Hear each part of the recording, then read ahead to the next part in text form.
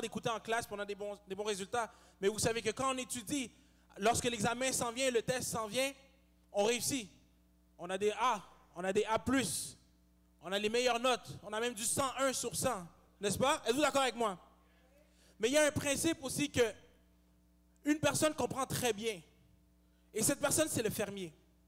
Le fermier comprend que lorsqu'il a sa terre et qu'il doit nourrir un peuple, il se dit, ben regarde, moi mon peuple a besoin de tomates, on a besoin de laitue, on a besoin de carottes. Qu'est-ce que le fermier fait?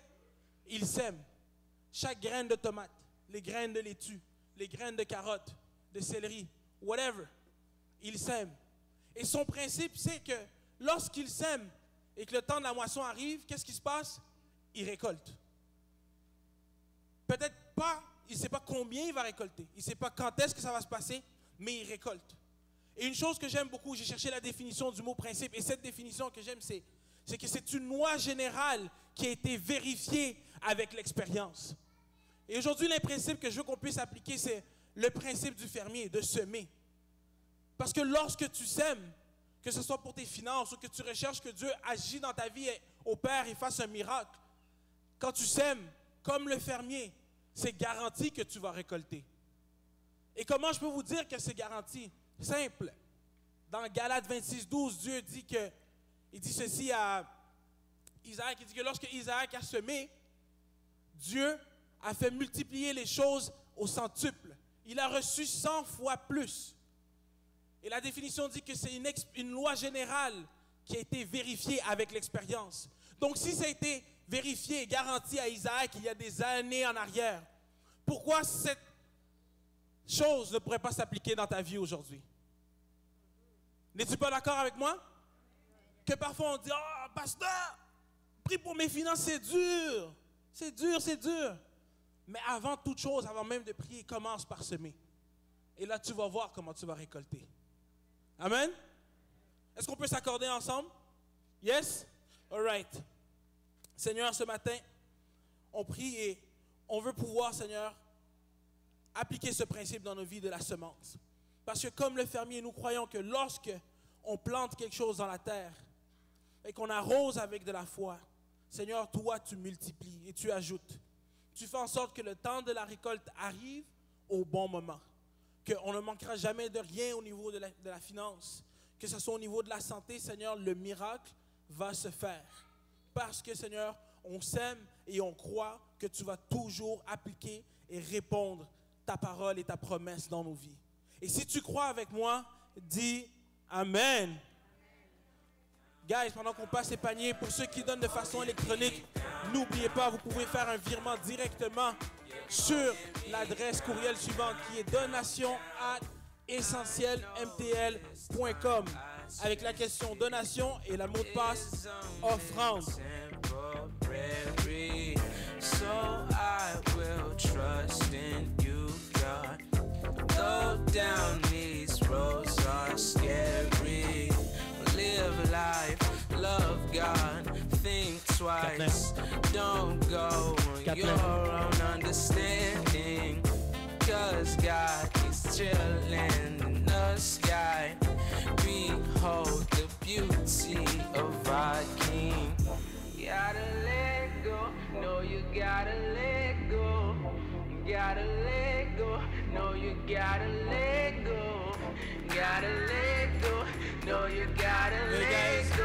Pendant qu'on continue de passer les paniers et de vous présenter quelqu'un de très très très spécial aujourd'hui, je vais vous annoncer que pour le mois de mai, il va avoir le cours avant le mariage. Est-ce qu'il y en a ici qui veulent se marier? Oh yeah, yes. Cours de préparation au mariage. Écoutez-moi, ça va faire maintenant 4 ans que je suis marié et c'est la plus belle décision que j'ai prise de ma vie. Alors, pour ceux qui veulent se marier, faites ce cours. Je vous promets, un ami très cher à moi m'a toujours dit que le mariage est la seule institution qui te donne le diplôme avant la formation. Alors aujourd'hui, nous, Essentiel, on vous promet d'avoir une formation avant de prendre ton diplôme. Amen? All right. Alors, on va se lever debout ensemble. Et la personne que je vais vous présenter aujourd'hui est très, très, très chère à moi, très spéciale. Cette personne est une personne très humble. Et ce que j'aime beaucoup chez cette personne, c'est son charisme. C'est la seule personne que je connais qui peut dire n'importe quoi, puis ça passe partout. Mais son charisme, ce que j'aime de son charisme, c'est lorsqu'il prêche. Parce quand il prêche, tu sais tout de suite que ça vient de Dieu. Tu sais tout de suite que ce n'est pas du blabla, ce n'est pas du n'importe quoi. Non seulement il mélange son vécu à la parole, mais c'est toujours à portée de Dieu. Et c'est pourquoi ce matin, cette personne, je vous la partage avec moi. Et je veux vous m'aider à accueillir, s'il vous plaît, Pasteur Georges Martinez.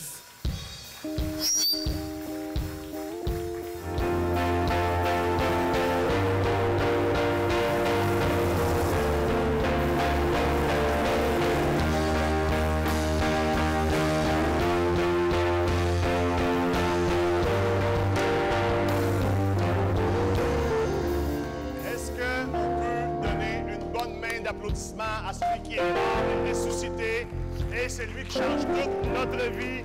Hey! Église, est-ce qu'on est capable de donner une bonne main d'applaudissements au Seigneur? Come on, church, give it up for Jesus this morning. Hey. Merci beaucoup, Ben. You guys are next level. Thank you very much. Est-ce qu'il y en a qui ont reçu de Dieu durant la présence de Dieu? Vous savez, il y a des personnes qui disent parfois, « Ah, je vais attendre que le message commence pour recevoir quelque chose de Dieu. Ah, je vais attendre que l'offrande soit passée pour recevoir une parole de Dieu, une semence qui va porter du fruit dans ma vie. » Mais vous savez, dans l'Église, je pense qu'un des moments les plus optimaux, c'est lorsqu'on est dans l'adoration. Il y a tellement de choses qui se résolvent dans la présence de Dieu. Il y a tellement de choses qui se résolvent dans notre vie lorsque Dieu touche notre cœur, lorsque Dieu touche notre tête, lorsque le Seigneur nous parle, lorsqu'il s'infiltre dans notre famille, lorsqu'il s'infiltre dans notre relation avec nos amis, nos collègues. Il y a tellement de choses qui arrivent dans la présence de Dieu. Est-ce que quelqu'un peut dire Amen à ça? Tantôt, on chantait « Tu es ma lumière ». La Bible parle des choses comme « Tu es une lampe à mes pieds ». La parole de Dieu est une lampe à mes pieds. Quelle est la lampe de mes pieds? Quelle est la lampe de vos pieds? La parole de Dieu. Alors, si des fois on vit des saisons dans notre vie où on ne sait pas trop si tourner à gauche, tourner à droite, quoi faire, est-ce qu'on manque de direction? Non, on manque de parole de Dieu. Pensez à ceci. Dans la parole de Dieu, il y a un miracle. Il y a un miracle qui se produit chaque fois qu'on mange. Il y a un miracle qui se produit chaque fois que tu déjeunes, chaque fois que tu lunches, chaque fois que tu soupes, que tu prends tes collations ou que tu fais tout ça en même temps. Moi, je suis un gars d'un repas par jour, mais un gros repas par jour. C'est pour ça que le jeûne intermittent ne marche pas avec moi. C'est une blague, là. Écoutez ceci. Il n'y a personne qui se rappelle qu'est-ce qu'il a mangé la semaine passée. Si vous êtes pareil que moi, je me rappelle à peine qu'est-ce que j'ai déjeuné hier ou qu'est-ce que j'ai soupé avant hier. Mais toute l'énergie que j'ai été chercher dans ces repas-là, toute la nourriture est rentrée dans mon corps et distribuée pour me soutenir jusqu'à aujourd'hui. Êtes-vous avec moi, oui ou non? Des fois, on lit la parole de Dieu. Des fois, on est en contact avec ce que la Bible dit. Il y a des gens qui me disent « Hey Georges, moi, je ne lis pas la parole parce que quand que je lis, on dirait que j'oublie tout. » Toi, peut-être, tu l'oublies, mais ton corps ne l'oublie pas. Ton esprit ne l'oublie pas. Ton cœur, lui, ne l'oublie pas. De la même façon que tu ne te rappelles pas ce que tu as mangé, mais ça te soutient aujourd'hui, la parole de Dieu va te soutenir dans les circonstances. Un jour, tu vas vivre quelque chose et tu ne vas pas savoir comment réagir, mais tu vas entendre une voix à l'intérieur de toi qui va te rappeler ce que tu as lu dans la parole de Dieu. La Bible dit que l'Esprit Saint est là pour nous rappeler toute la vérité et nous conduire. Comment peut-il nous conduire vers la bénédiction? Comment peut-il nous ramener vers Dieu? Comment peut-il nous amener vers l'harmonie dans notre vie, à vivre une vie optimale, à vivre une vie efficace si on n'a pas de matière à ce qu'il puisse nous rappeler? C'est pour ça que le plus important pour vous et moi, c'est être dans la présence de Dieu et commencer à adorer le Seigneur dans l'adoration. Je vous félicite d'être ici dimanche matin, première journée de la semaine, parce que ça nous permet d'orienter notre semaine correctement en recevant la parole de Dieu.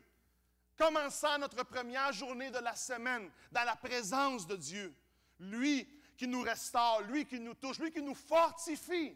Il y a tellement de choses qui se vivent à l'extérieur qu'en ayant la présence de Dieu, Dieu nous remplit de force, d'onction et de sa sagesse pour pouvoir affronter les différents défis qu'on vit à l'extérieur. Hey, la Bible dit que la victoire, écoutez ceci, la victoire n'appartient pas à celui qui court le plus vite. C'est le miracle de la présence de Dieu. La Bible dit que la victoire n'appartient pas à celui qui est plus en forme. Que ce n'est pas celui qui a de l'argent qui achète. Que ce n'est pas celui qui a toute la préparation qui conquit. La Bible dit que c'est celui qui a la faveur de Dieu qui atteint les bénédictions. Êtes-vous avec moi? Celui qui a quoi? Celui qui a la faveur de Dieu. Je vous félicite de vous assurer que vous commencez votre semaine dans la présence de Dieu, avec sa faveur dans votre vie, et en sachant que vous avez tout cela, votre vie ne peut aller que de gloire en gloire et de victoire en victoire. C'est pour ça que vous pouvez être certain que vous allez vivre la meilleure semaine de votre vie. Parce que Dieu va amener des bénédictions inattendues, comme une tempête de neige le 19 avril. Qui s'attend à une tempête de neige le 19 avril? Peut-être avec exagération, quelques flocons qui vont tomber à 7 heures le matin et à 9 heures, ça va avoir fondu. Mais pas une tempête de 15 cm. Regarde au pays, non? Wow! Laissez-moi vous dire ceci. Je commence aujourd'hui l'introduction d'une série qui va durer 2 messages, partie 1, partie 2, de qu'est-ce que j'appelle vivre une vie optimale. Comment vivre une vie optimale? Lorsque je regarde la vie de Christ, êtes-vous prêts pour ça? Lorsque je regarde la vie de Christ, 30 ans, il s'est formé. 30 ans, il a dû attendre pour commencer son ministère parce que dans la coutume juive, on pensait qu'à 30 ans, l'homme avait une maturité atteinte. Ici, on pense que c'est 18, mais on sait tous qu'à 18 ans, des fois, on n'est pas fort. Mais les Juifs croyaient qu'à 30 ans, on atteignait le niveau de maturité. Alors Christ commence à son 30e anniversaire à vivre la destinée pour laquelle il a été créé, la destinée pour laquelle il est venu sur cette terre. Et si vous êtes pareil que moi et vous comprenez ce que la parole dit, la Bible dit qu'à 33 ans et demi, il a fini. Il a dit, Seigneur, tout est accompli sur la croix. Seigneur, l'œuvre est faite, l'œuvre est complétée. Est-ce qu'il y en a qui ont lu ça dans la Bible? Maintenant, si on est plus ou moins bon en mathématiques, on va comprendre ceci, que 33 ans et demi, moins 30 ans, ça donne combien? 3 ans et demi. Christ a accompli une vie optimale en 3 ans et demi.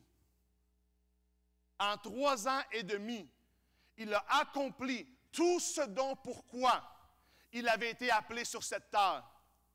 En 3 ans et demi, il a réconcilié l'homme avec sa destinée. En 3 ans et demi, il a réconcilié la création avec son Père. En 3 ans et demi, il a ouvert la porte du ciel pour que ceux qui sont malades puissent être guéris. Il a amené une solution pour ceux qui n'avaient pas de Père. Il a amené une solution pour ceux qui étaient perdus, une solution pour ceux qui avaient des péchés. Est-ce qu'il y en a ici qui avaient des péchés dans leur vie?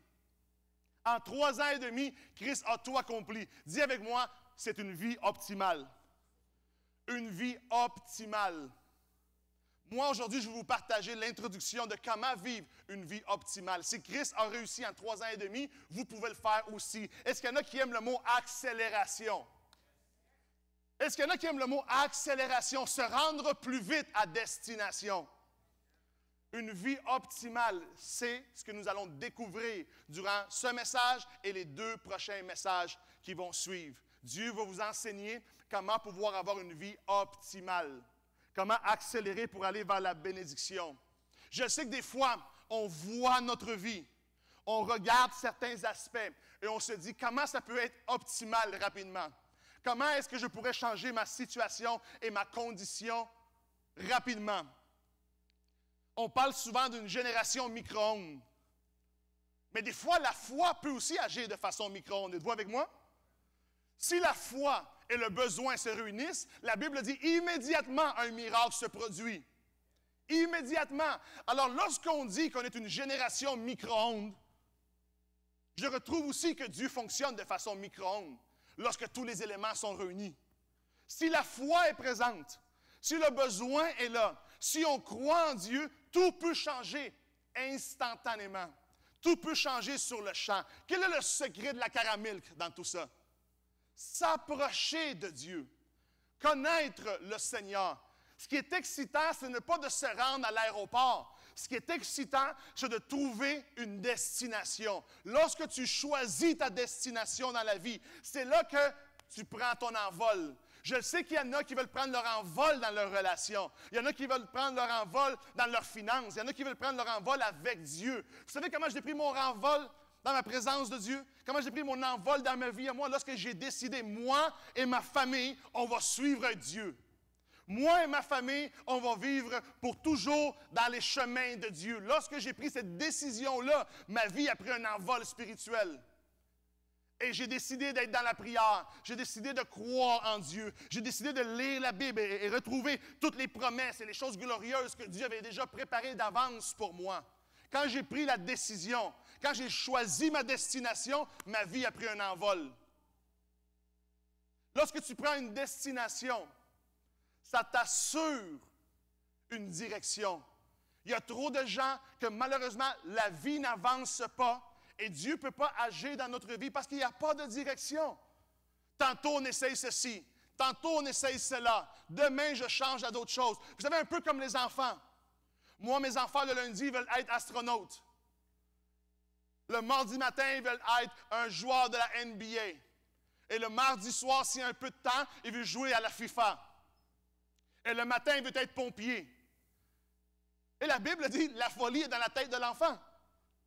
Alors, des fois, nous aussi, on peut le traduire que la folie est dans notre tête parce qu'on ne s'est pas encore pris notre décision. Et la Bible dit, l'homme, la femme indécise ne reçoit rien de Dieu. L'homme et la femme indécise ne reçoivent rien de Dieu. Si tu veux recevoir de Dieu, ça prend des décisions claires dans notre vie. On doit se dire, moi et ma femme, un jour on vivait des conflits, jeunes mariés. C'est pour ça qu'on recommande le cours avant que les personnes se marient. Et même avec le cours, il peut y avoir 1001 difficultés. Un jour, on s'est pris par la main, on s'est regardé, puis on s'est dit, tu sais quoi, peu importe les conflits, peu importe les complications, peu importe la situation qu'on vit, Dieu va régner dans notre foyer. On va mettre Dieu au milieu de tout ça. Et parce qu'on a mis Dieu là, notre vie a pris son envol. Est-ce qu'il y en a qui désirent prendre leur envol? Vous savez, y a-t-il des personnes ici qui aiment les casse-têtes? Non, j'ai entendu un non. Tu n'as pas d'enfant encore. Tu sais, quand tu assembles un casse-tête, si tu fais comme moi, tu regardes rapidement la photo principale, ensuite tu pointes toutes les pièces, tu flippes à l'envers sur la table et tu commences à faire de ton mieux. Oui ou non? Et on veut se dépêcher. Alors on ne prend pas le temps d'analyser. On veut que ça marche rapidement. On ne veut pas perdre de temps. Maintenant, les spécialistes en casse-tête, j'ai de la misère à croire qu'il y a des spécialistes en casse-tête. Ceux qui font les tournois des casse-têtes assemblés le plus rapidement disent ceci. Si tu prends de 15 à 30 minutes pour regarder l'image en détail sur un casse-tête de 1000 morceaux, tu peux sauver en moyenne 2 à 3 heures d'assemblage. Sur un casse-tête de 1000 morceaux, tu peux sauver de 2 à 3 heures d'assemblage. Maintenant, si on traduit ceci à la parole de Dieu, si je me concentre à regarder la parole de Dieu, si je me concentre à regarder ce que Dieu a préparé pour moi, ce que Dieu m'a promis, tu peux peut-être sauver une couple d'années. Tu peux peut-être sauver une décennie. Tu peux peut-être sauver 2 décennies. Je regarde Christ qui était toujours concentré sur mon Père m'a dit. Il était dans la présence de Dieu. Jésus-Christ lui-même, Dieu incarné, était dans la prière. Les disciples le regardaient prier. Il a dit, Seigneur, montre-nous comment prier. À maintes reprises dans la Bible, on le voit, les disciples sont partis se reposer, lui dans la prière. On peut évaluer que Christ était dans la prière minimum 1 à 2 fois par jour. Qu'est-ce que ça m'enseigne? Ça m'enseigne qu'il était capable de retourner vers son Père pour aller voir le big picture de sa vie. Ça m'enseigne qu'il était capable de retourner vers Dieu juste pour calibrer le chemin, pour être dans la présence de Dieu, pour l'adorer, mais pour être certain également que chacun des pas qu'il pose dans sa vie était en direction vers sa destination. Souvent, il y a des personnes qui posent des pas d'improvisation. Comme si on pourrait aller au supermarché. Vous savez, au supermarché, on peut acheter pas mal de tout. Mais la seule chose que vous et moi, on ne peut pas s'acheter au supermarché, c'est du temps supplémentaire. On ne peut pas s'acheter du temps supplémentaire. Alors, le trimestre que tu as perdu, le semestre que tu as perdu, l'année que tu as perdu, les 2-3 ans que tu as perdu, ce n'est plus récupérable. C'est pour ça que ça prend le miracle de Dieu, qui peut accélérer notre vie et nous mettre à jour un peu. Je retrouve Christ toujours en train de chercher à plaire son Père. Quand tu as vu ta destination, quand tu as vu ta fin, c'est facile de continuer. Quand je regarde Joseph, la Bible dit que ses frères ont voulu le tuer, ils ont voulu l'enterrer. Ensuite, ils l'ont vendu. Ensuite, il s'est retrouvé en prison. Par la suite, il a été trompé par son patron. Il s'est retrouvé en prison une nouvelle fois. Tellement de choses. Et lorsque je lis son histoire, qui occupe à peu près 40% du livre de la Genèse, quand je lis l'histoire de Joseph, je retrouve un homme que malgré toutes les oppositions qu'il a vécues, il n'a jamais abandonné. Pourquoi il n'a jamais abandonné? Pourquoi il n'a pas laissé tomber quand il a été vendu comme un esclave? Pourquoi il n'a jamais abandonné lorsque ses frères l'ont trompé? Lorsque son patron l'a trompé et ils l'ont mis en prison? Pourquoi il n'a jamais abandonné? Parce que la Bible dit qu'à 17 ans, Dieu lui a montré un rêve. La Bible dit qu'à son jeune âge, Dieu lui a montré la fin. Dieu lui a montré sa destination. Dieu lui a montré son œuvre. Quelqu'un qui est capable de se voir là où Dieu va le mener ne va jamais abandonner. Quelqu'un qui est capable de se voir là où Dieu veut qu'il soit dans sa vie, il ne va jamais laisser tomber parce qu'il sait clairement que la parole de Dieu ne ment pas. Dieu n'est pas un homme pour mentir. Dieu n'est pas un fake. Dieu n'est pas un hater. Dieu n'est pas là à te faire miroiter des bénédictions. La parole dit que si Dieu l'a promis, pour vous et moi, la réponse est oui et amen. Oui et amen. Si Dieu te l'a promis, ça va s'accomplir. La raison pour laquelle Joseph n'a jamais abandonné, c'est parce qu'il a saisi ce principe-là. Dieu lui avait montré. La raison pour laquelle le roi David n'a jamais abandonné lorsqu'il était persécuté par Saül, lorsqu'il était persécuté plus tard par ses ennemis, parce que Dieu lui avait montré le royaume. Dieu lui avait montré la conquête. Dieu lui avait montré la victoire. Dieu lui avait montré des choses. La raison pour laquelle Paul peut dire des choses comme « J'ai combattu le bon combat, j'ai tenu fort, je suis ici jusqu'à la fin, je mérite maintenant mon galardon. » La raison pour laquelle Paul peut dire ces choses-là, la raison pour laquelle Paul peut dire « Je peux rentrer dans ma récompense éternelle », c'est parce qu'en route vers Damas, il a une rencontre avec Christ. Et dans cette rencontre-là, qui a duré 2 à 3 jours, Dieu lui a montré des choses. Dieu lui a donné des révélations. Et à cause de ça, il a été capable d'appuyer sa vie sur ce que Dieu lui avait montré, sur ce que Dieu lui avait promis. Et il n'a jamais abandonné. Si tu veux ne jamais abandonner et te rendre à destination dans ta vie, commence à regarder ce que Dieu t'a promis. Commence à regarder ce que Dieu a dit de toi. Trop souvent, on veut soutenir notre vie sur la prédication du pasteur. Moi, je t'invite à te soutenir sur ta relation avec le Seigneur. Je t'invite à te soutenir parce qu'en ayant une relation avec lui, c'est là qu'il va ouvrir tes yeux spirituels. Il y a une énorme différence entre regarder et voir. Regarder, c'est qu'est-ce que j'ai devant moi. C'est ma circonstance, c'est ma réalité, c'est mon environnement. Je le regarde, il est devant moi.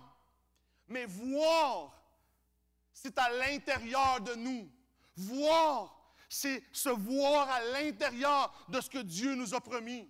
Se voir à l'intérieur de la destinée que Dieu nous a préparée. Peut-être aujourd'hui, tu regardes devant toi et il y a des conflits financiers. Mais la parole dit, à l'intérieur de ton cœur, ça dit des choses comme Dieu va pourvoir à tous tes besoins selon sa richesse.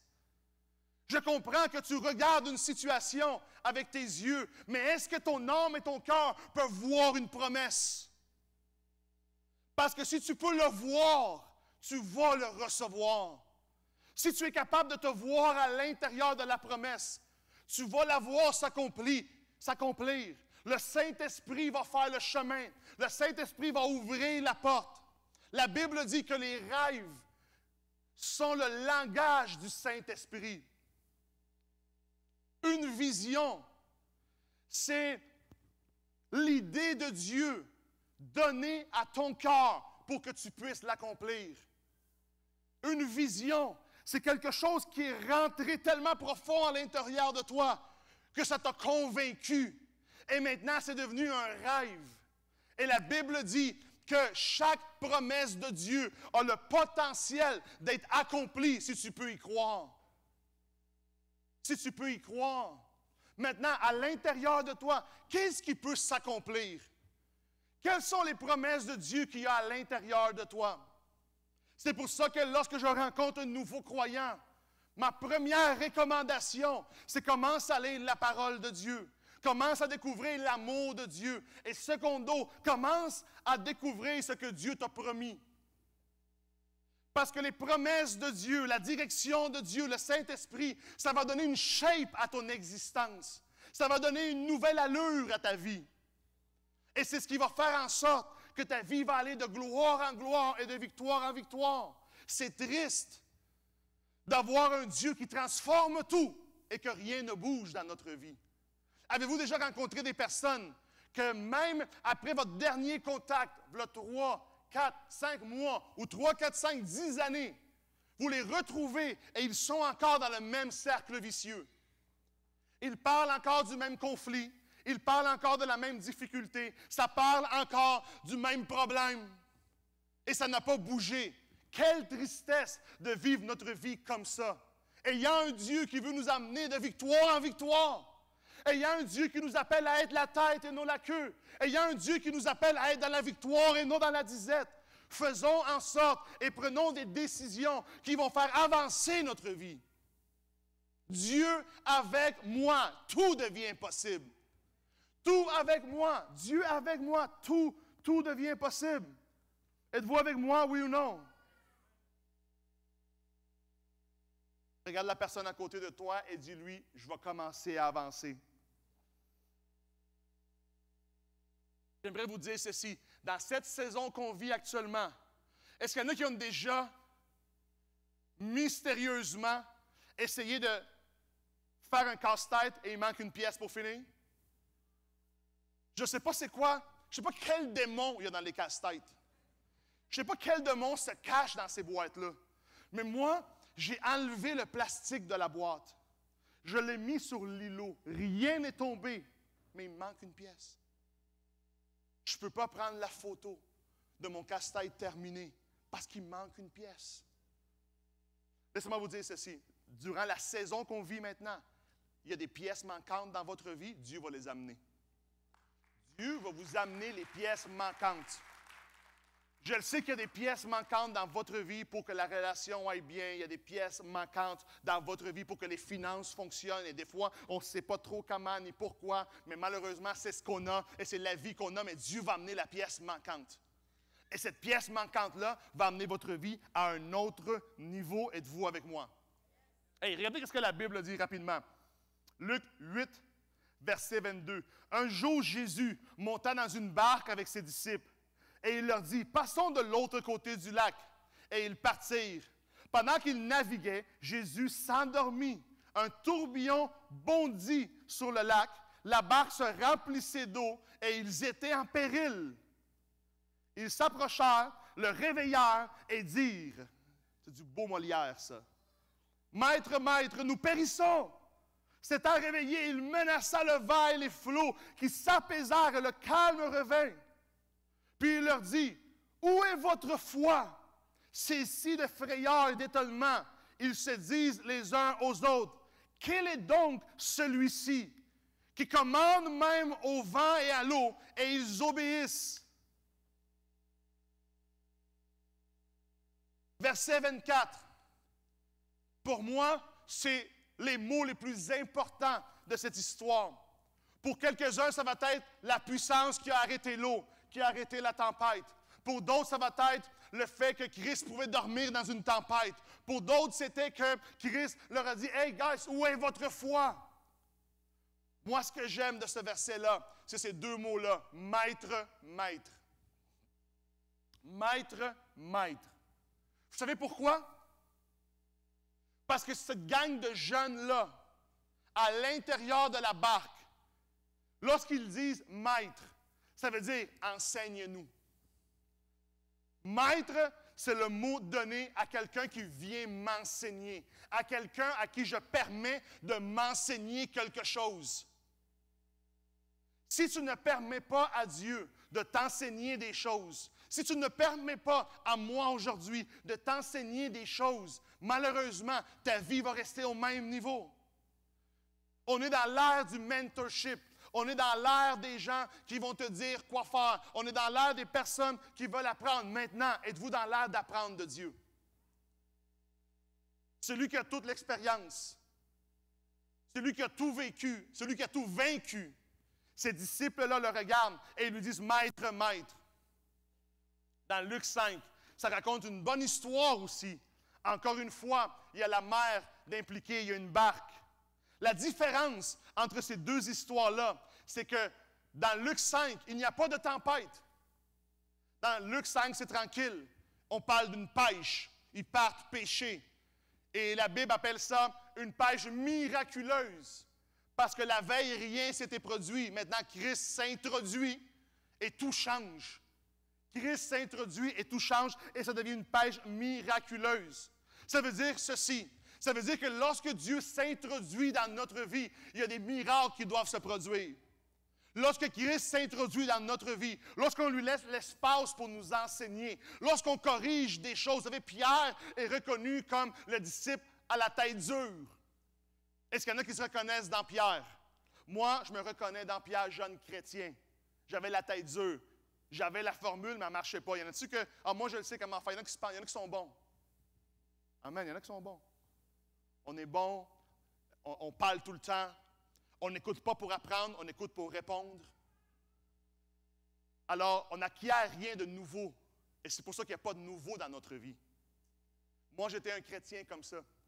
Lorsque le Seigneur m'a dit, « Georges, ferme ta gueule. » C'est bon que le Seigneur te dise, « Bro, ferme ta gueule. » C'est un perroquet. Il y en a qui sont comme ça.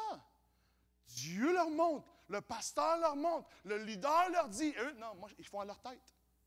Lundi revient et ils font à leur tête. Faire à ta tête t'a amené où est-ce que tu es là. Faire à ta tête ne peut pas t'amener plus loin. Ce que j'aime de Pierre, c'est qu'il argumente avec Christ. Et il lui dit, « Seigneur, moi j'ai travaillé toute la nuit, je n'ai rien péché.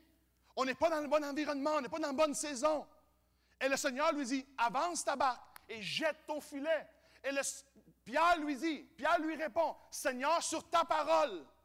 Seigneur, sur ta parole, je vais agir. » Et lorsqu'il a agi sur sa parole, lorsqu'il a fermé sa bouche et il agit sur sa parole, il a vu le miracle se produire. Il a vu quelque chose de nouveau s'introduire dans sa vie, une nouvelle formule. Est-ce qu'il y en a qui ont déjà vu des nouvelles choses dans leur vie de la part de Dieu? Utilise la formule. Comment ça s'est produit? Tu pensais que ça se faisait d'une façon X. Le Seigneur est venu te montrer autre chose. Tu as adhéré à cet autre enseignement-là et là, le miracle se produit. Fais la même chose partout dans ta vie. C'est la formule. Les disciples ont dit, « Maître, maître, enseigne-nous comment faire. » Pierre a dit, « Seigneur, sur ta parole. » Quelle est la dernière chose que tu as fait sur la parole de Dieu? Non, des fois, on préfère faire des choses sur ce que le motivateur nous a dit.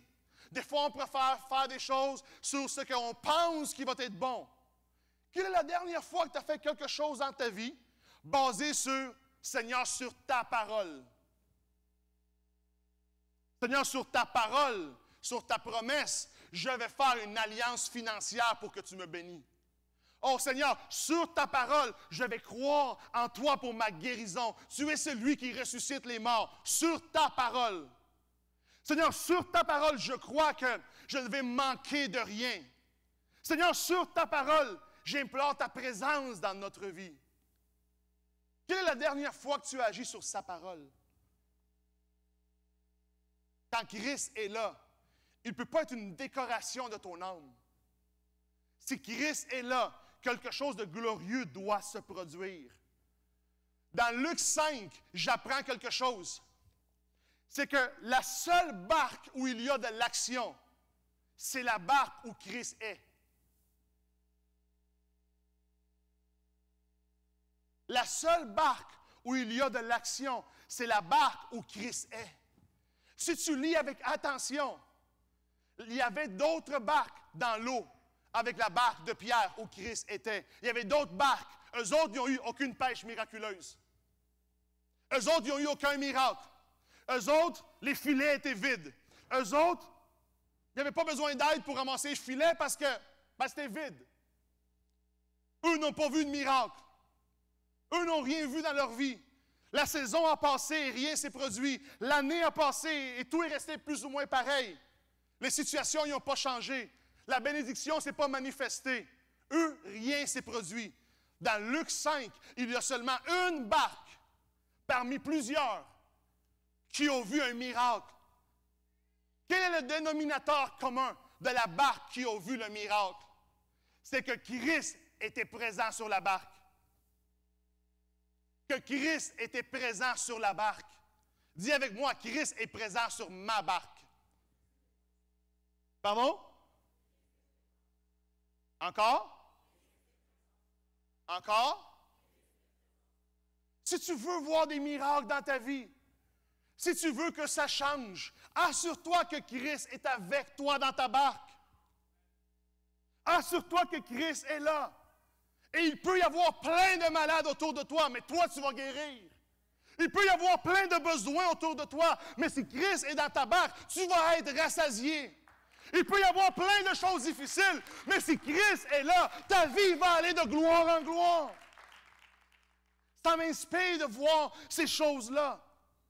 C'est comme ça que je lis la Bible. Je cherche Christ à l'intérieur de l'histoire. Si tu cherches ta situation et tu trouves Christ à l'intérieur, tu peux savoir que ta condition va changer.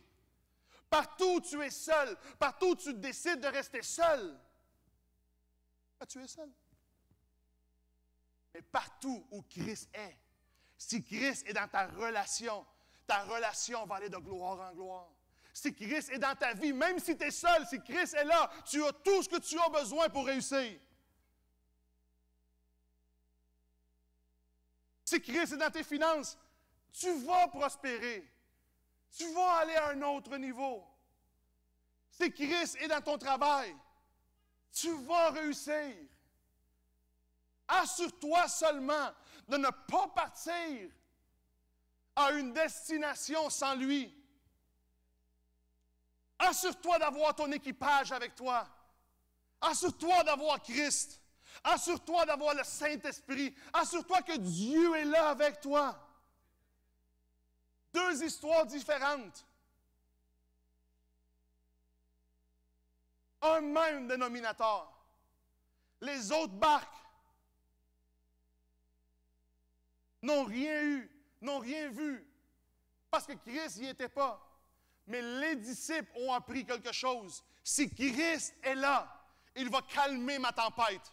Je ne sais pas quelle est la révolution qu'il peut y avoir dans ta vie. Je ne sais pas quelles sont les choses qui ne marchent pas. Je ne sais pas quelles sont les choses qui sont brisées. Quelles sont les affaires que tu essaies de réparer et ça marche plus ou moins. Je ne sais pas c'est quoi. Mais si Christ y est, lui qui sait toutes choses, va fixer tout ce qui doit être fixé. Va arranger les affaires.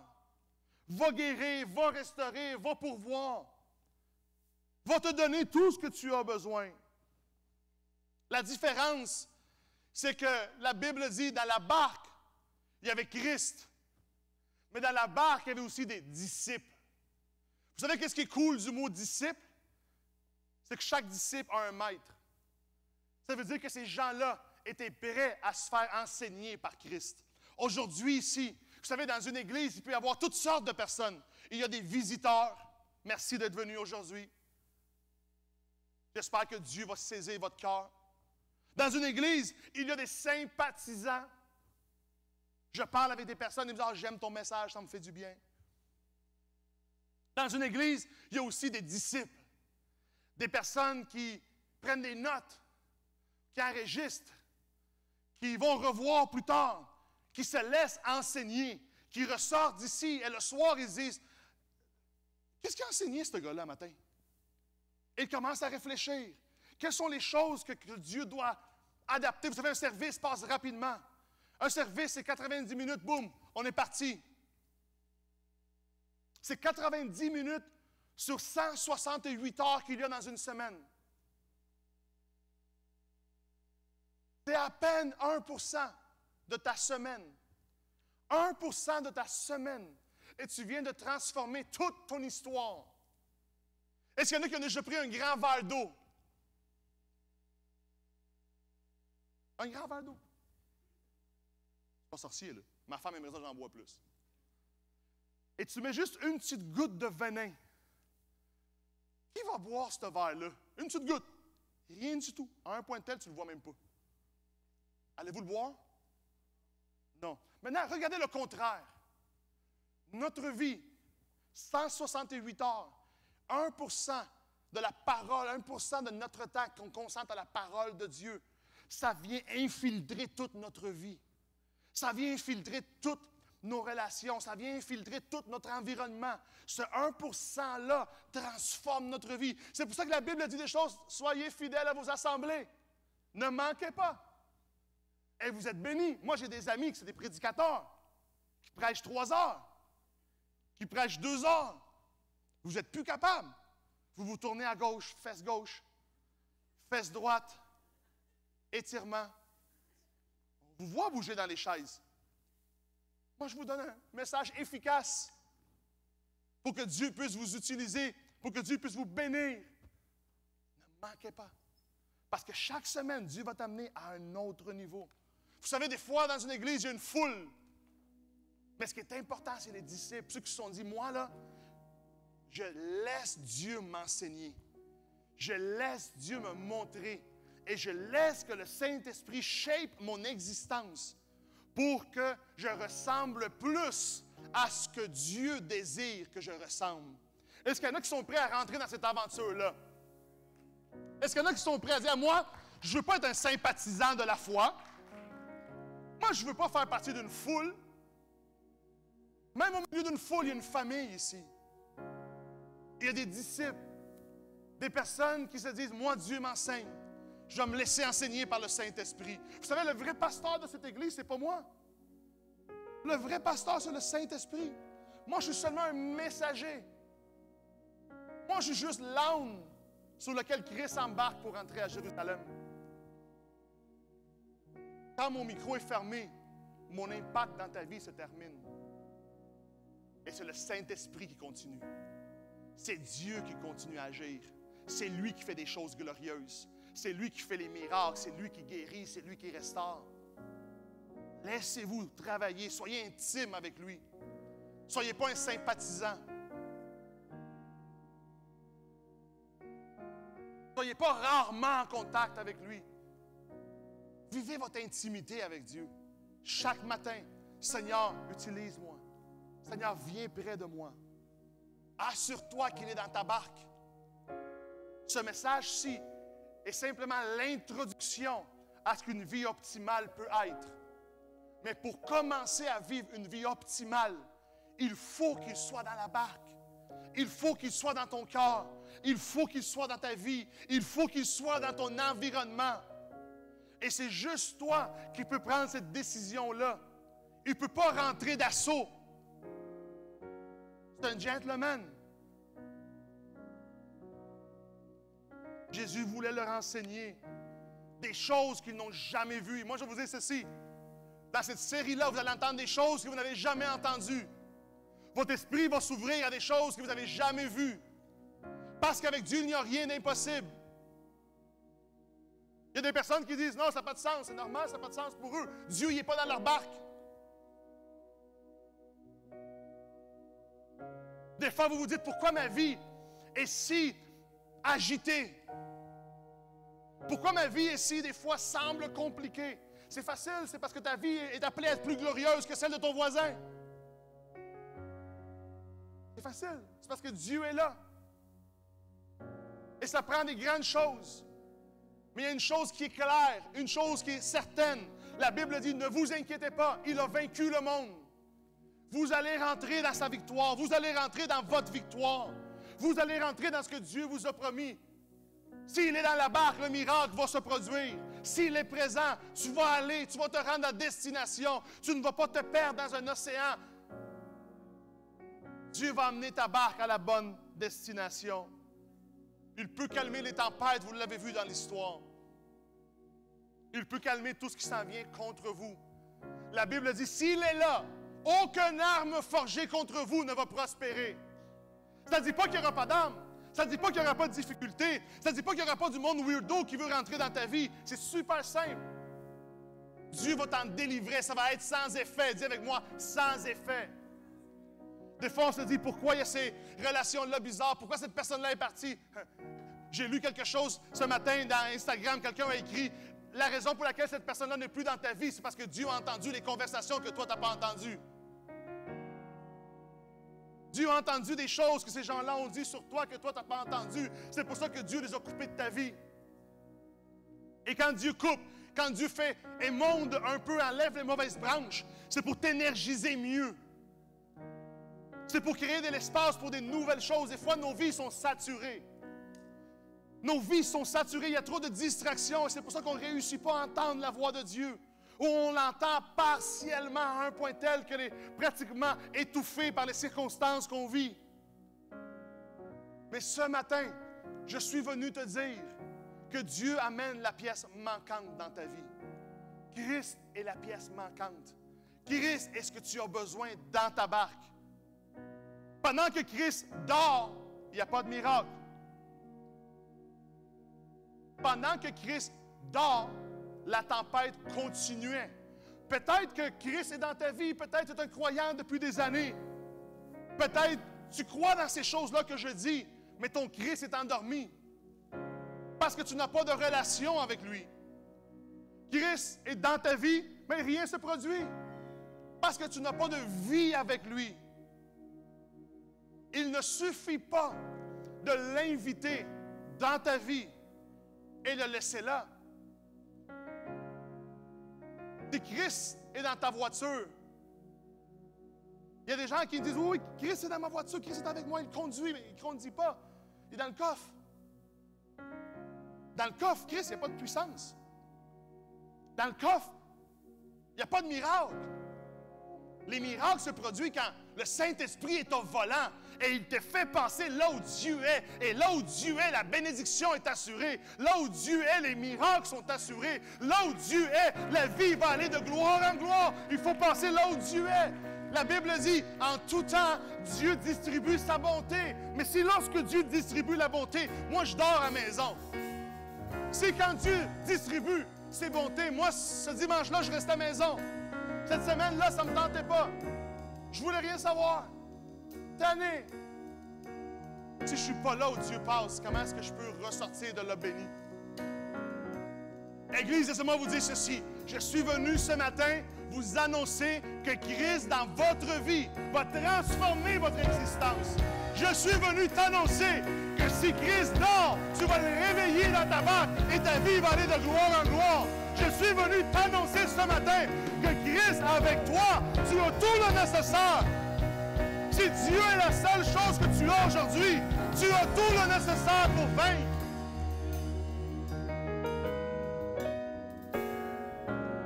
J'aimerais faire une prière pour tous ceux et celles qui se disent, j'aimerais que Christ embarque. J'aimerais que Christ jump dans ma barque. Qu'il me réconcilie avec Dieu, avec ma destinée. Qu'il fasse que ma barque se rende à une destination. Qu'il me montre ces choses-là. Rappelle-toi les exemples au début.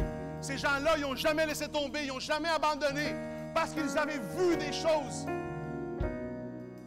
Que Dieu te montre des choses. Ces gens-là ont vu la fin de leur vie. Et parce qu'ils ont vu la fin, parce qu'ils ont vu la promesse, ils ont tenu bon. Parce qu'ils ont su que celui qui a fait la promesse est fidèle pour l'accomplir. Est fidèle pour l'accomplir.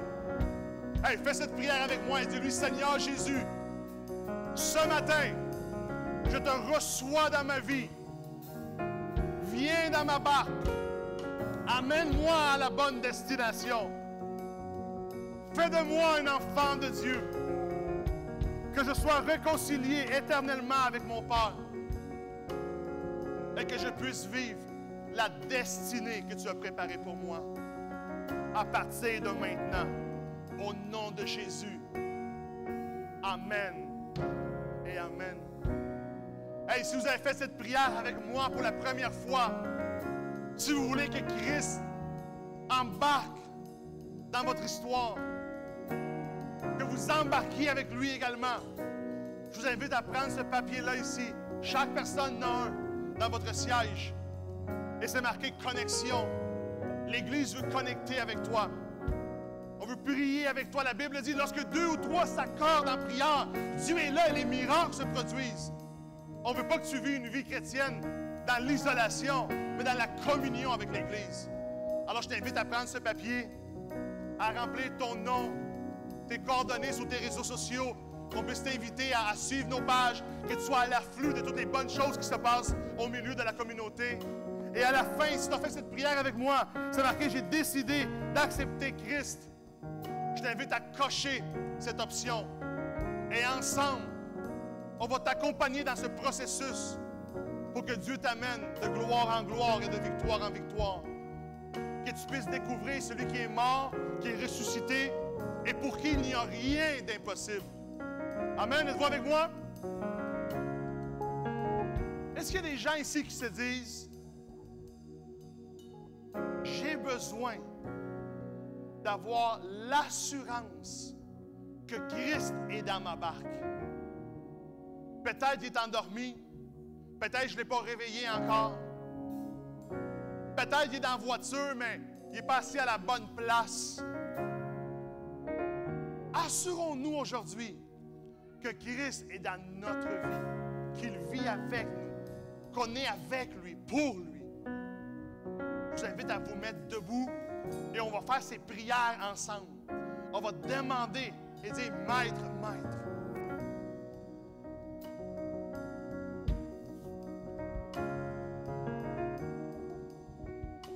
Peut-être avec les yeux fermés pendant quelques instants, seulement pour analyser un point. Tantôt, je disais, dans l'histoire de Luc, les disciples se sont approchés de Jésus et ils lui ont dit, Maître, Maître. Autrement dit, Seigneur, on est tes disciples, montre-nous comment nous sortir d'ici. Montre-nous comment faire que le miracle se produise. Toi, es-tu un sympathisant de Christ? Es-tu un sympathisant de la foi? Es-tu un visiteur? Ou tu veux être un enfant de Dieu qui dit, Seigneur, je te permets de m'enseigner et je vais vivre avec ton enseignement, avec ta formule. Qu'on sait, c'est la formule pour la vie éternelle. On sait que ça marche. Ne négligeons pas la bonne formule. Dis, Seigneur, moi aujourd'hui, comme les disciples, je veux que tu sois le Seigneur de ma vie, le Sauveur, mais aussi celui qui m'enseigne. Sois mon maître. Que je sois le bon disciple. Vous savez quoi? C'est mauvais d'être un disciple de quelqu'un qui est weirdo. C'est mauvais d'être le disciple d'une mauvaise théologie. C'est mauvais d'être le disciple d'un mauvais enseignement. Mais être le disciple de Christ, c'est un privilège de pouvoir apprendre de lui. Alors dis-lui, Seigneur, enseigne-moi. Que je puisse fermer ma bouche et que tu puisses m'enseigner des nouvelles choses pour que je puisse rentrer dans des nouvelles choses dans ma vie, Seigneur. À partir de ce matin, Seigneur, sois ma lumière. Seigneur, conduis chacun de mes pas. Seigneur, sois celui qui me guide. Sois celui, Seigneur, qui produit les miracles dans ma vie. Sois celui qui conduit mes pas. Enseigne-moi à vivre par la foi. Parle avec le Saint-Esprit pendant quelques instants et dis-lui, enseigne-moi à vivre par la foi. Enseigne-moi à retirer les richesses de l'enseignement. Enseigne-moi, Seigneur, sois ma lumière. Montre-moi le chemin. Montre-moi, Seigneur. Montre-moi, Seigneur. Et pendant que tu chantes, Seigneur, sois ma lumière. Vois le miracle se produire dans ton âme. Vois le miracle se produire dans ton esprit. Vois le miracle se produire dans ton cœur. Église, élève tes mains vers lui. Chante de lui, sois ma lumière.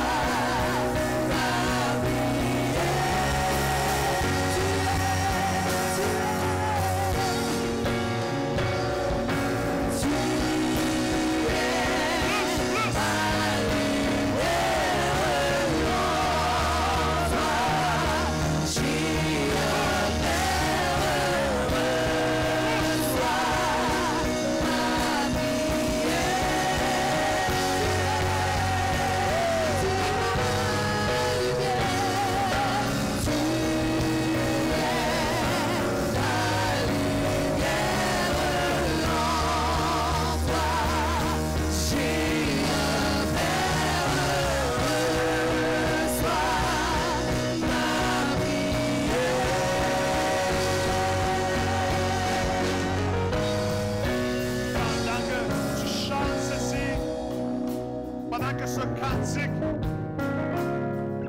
rentre dans ta vie, vois combien Dieu commence à illuminer le chemin. Combien Dieu amène une solution. Vois combien Dieu calme la tempête. Pendant que tu es dans la prière, pendant que comme enfant de Dieu, tu lui dis, Seigneur, sois la lumière. Je vois Christ se réveiller dans ta vie. Et je vois combien le Seigneur des Seigneurs commence à ordonner à la tempête de ta vie de se calmer. La tempête dans tes relations de se calmer. La tempête dans ta santé de se calmer. Pendant que tu chantes dans ton cœur, pendant que tu chantes dans ton âme, Seigneur, sois la lumière de ma vie. Je vois combien le Seigneur est en train de faire un miracle dans ta vie. Quand tu déclares « J'ai un Père », je vois Dieu prendre soin de toi. Rediriger ta barque. Il y en a qui s'étaient écartés de la destination. Je vois combien Dieu redirige la barque. Combien il tourne à gauche un peu pour pas que tu t'éloignes du bon port. Église, Dieu t'amène vers le bon port. Dieu amène ta vie au bon port. Il calme la tempête. Il guérit la maladie. Il chasse la disette. Il restaure. Il donne un nouveau rêve. Au début du message, je disais, ces personnes-là n'ont pas abandonné parce qu'ils se sont vus. Dis-lui, Saint-Esprit, montre-moi. David a vu la destination. Pierre a vu la promesse. Il a marché sur cette promesse. Paul a vu.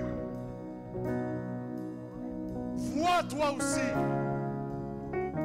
Vois combien Dieu a préparé un plan de bien et non de malheur. Vois combien Dieu est dans chaque détail de ta vie. Et si tu peux le voir, tu vas certainement le recevoir. Je vois des rendez-vous divins maintenant.